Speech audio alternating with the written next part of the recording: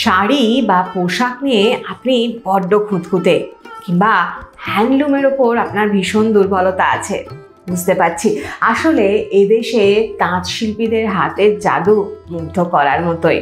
আর দেশের কথা বাদ দিয়ে যদি শুধুমাত্র আমাদের এই সোনার বাংলার দিকে নজর ফেরানো যায়, তাহলে এদেশের এই বাংলাদেশের তাঁত শিল্পীদের হাতে তৈরি নকশা এবং বিভিন্ন ফ্যাব্রিক যা পাওয়া যায় তা মায়া ছড়ায়।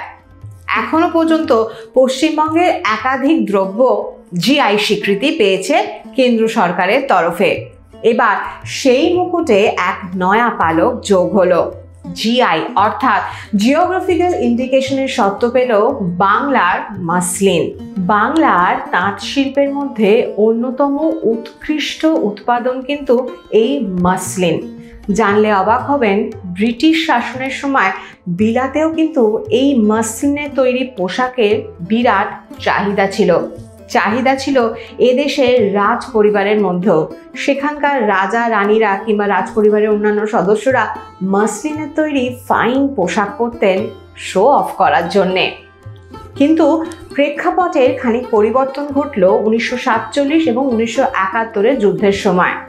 অনেক কিছু চেঞ্জ হলো এই মাসলিন তৈরির প্রক্রিয়ায় চেঞ্জ হলো কেন? কারণ সেই সময় একটা আপহিভাল হয়েছিল এই বাংলাদেশ বিশেষ করে, তাই তাঁত শিল্পীরাও বিভিন্ন জায়গায় ছড়িয়ে পড়েছিলেন, স্ক্যাটার্ড হয়ে পড়েছিল মাসলিন তৈরির কারিগরেরা। অতএব প্রভাব পড়েছিল মাসলিন উৎপাদনেও। কিন্তু পরবর্তী সময় পদক্ষেপ করে পশ্চিমবঙ্গ সরকার।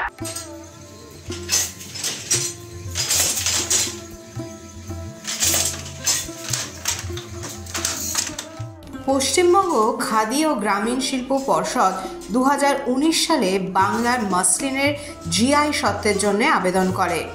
মুর্শিদাবাদ, মালদা, নদিয়া, বাঁকুড়া, বীরভূম, হুগলি, হাওড়া, ঝাড়গ্রাম এবং পূর্ব বর্ধমান বাংলার মাসলিনের প্রধান উৎপাদন কেন্দ্র।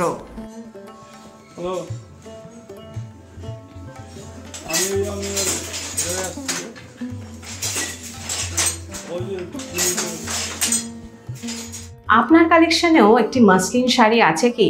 যত্নে রাখছেন তো সেই শাড়িকে? আর যদি শাড়ি নাও বা থাকে, এমন একটি উৎকৃষ্ট দ্রব্য বাংলার মাসলিনের কোনো না কোনো নিদর্শন কিন্তু ওয়ার্ড্রোবে থাকা মাস্ট। সে একটা ছোট দোপাট্টা হোক বা স্টোল, যত্নে রাখুন। আর হ্যাঁ, মাসলিন সম্পর্কে বা বাংলার তাঁত শিল্প সম্পর্কে আপনাদের যদি কোনো নলেজ শেয়ার করার থাকে, শেয়ার করুন, আমাদের সঙ্গে পৌঁছে যাবে আরও অনেক দর্শক ও পাঠকের কাছে।